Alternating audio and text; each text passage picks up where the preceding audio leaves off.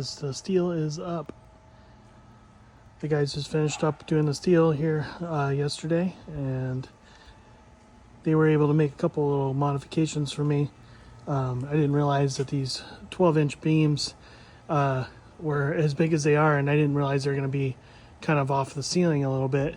So they had those going all the way down to the back, and they were able to kind of tuck the beams up and kind of get them nice and tight to the ceiling here in the back part of the garage, which is where I kind of plan to build a little shop to work on my cars and my friends' cars.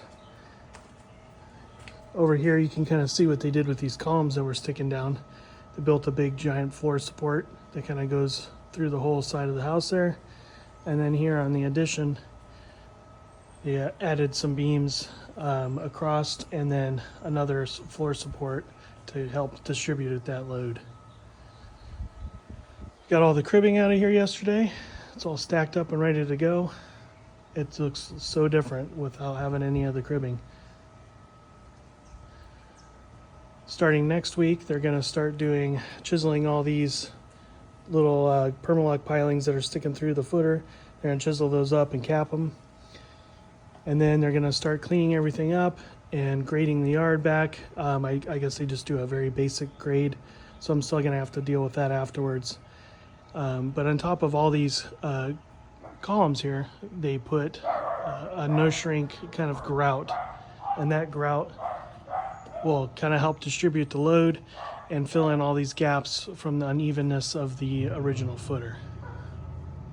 Stay tuned for the next one, and which will probably be the final one of the lift series. I will continue to document the garage build series.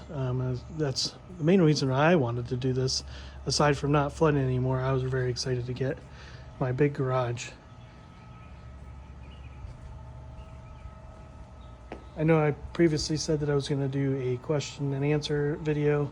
We're still working on that. We got quite a few questions to sit down and do. When my wife and I have some time, we will address a lot of those questions and probably do it at the very end. I think that'll be more fitting, as we can kind of really explain the process from start to finish, and any of the challenges that we had to face through this whole process. Thanks for following along.